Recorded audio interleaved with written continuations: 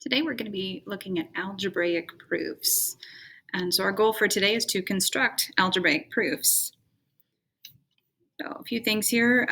A blank is a logical argument in which each statement is supported by a statement that is accepted as true. This is a proof. So a proof is a logical argument.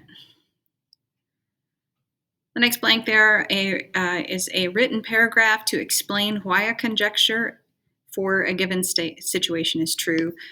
This is an informal proof or paragraph proof. And our third statement there, a statement or conjecture that has been proven. So if you're able to prove it, then it's no longer just a conjecture anymore. We call that one a theorem. The proof process goes as follows. The first step is to list any given information and draw a picture if possible. The second step is to state the theorem or the conjecture to be proven. Your third step is to create a deductive argument by forming a logical chain of statements linking the given to what you are trying to prove. With that, step 3 and step 4 kind of go together. You have to justify each statement with a reason. You'll use definitions, algebraic properties, postulates, and theorems. And the last step is to state what it is that you have proven. So here's an example of an informal proof. The statement that we're trying to prove says, given that M is the midpoint of line segment XY, show that XM, line segment XM, is congruent to line segment MY. So step 1 is to list the given information. So we're given M is the midpoint of line segment XY. And I drew a picture.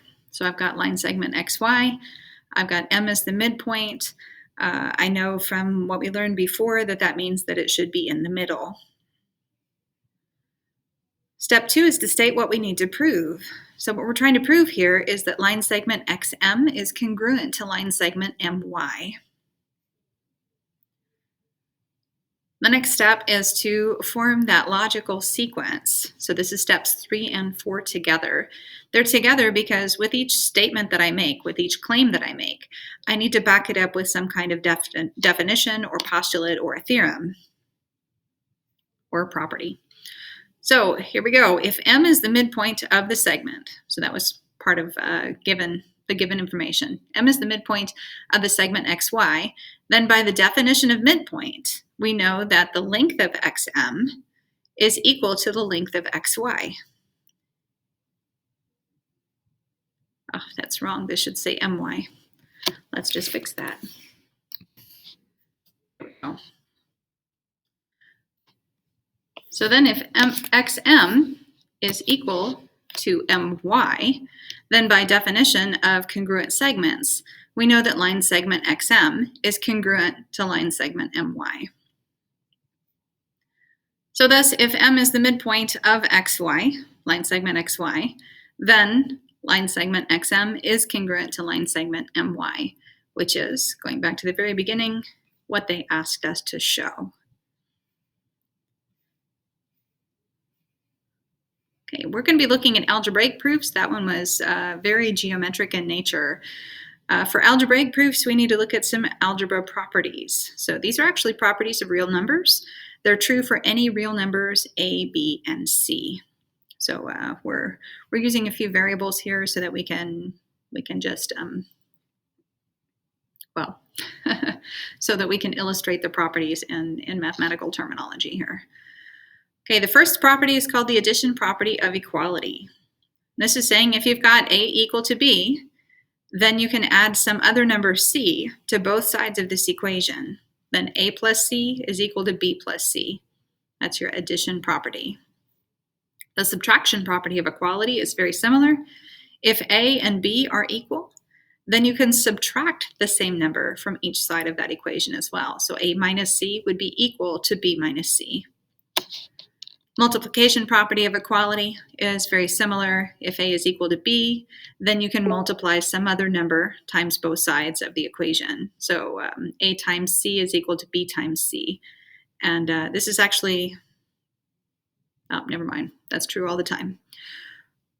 Okay, next one is division property of equality.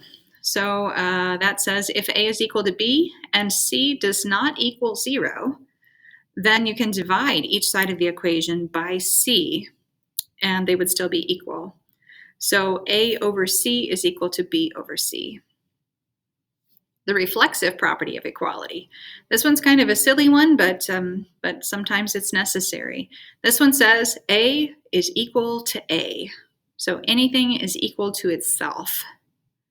The symmetric property of equality says that if A is equal to B, then B is also equal to A. So that's saying that you can read an equation in either order, and it's still true.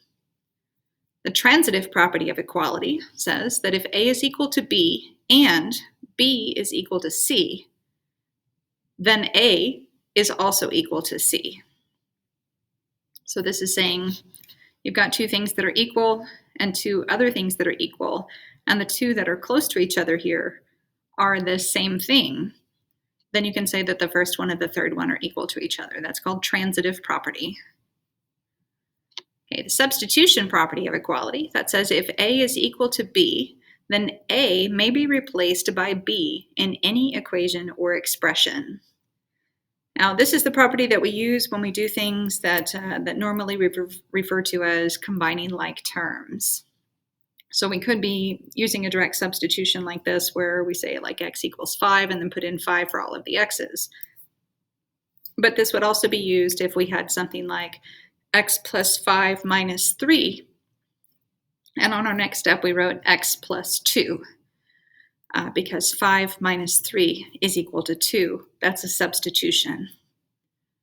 The last one, the distributive property, is if you've got a number multiplied by a sum or a difference, then that number can be multiplied by each of the terms of that sum separately, and that would be equivalent. Now, probably most of these properties looked really familiar from algebra. You may not have called them by these names, but you know that that's what you were doing. So next up, you're going to be trying these examples here. So there are 4 examples. Your job is to look at them and state the property that justifies each statement. So you're going to look at each one, compare it to that table that we were just working on, and see if you can figure out which property is being illustrated.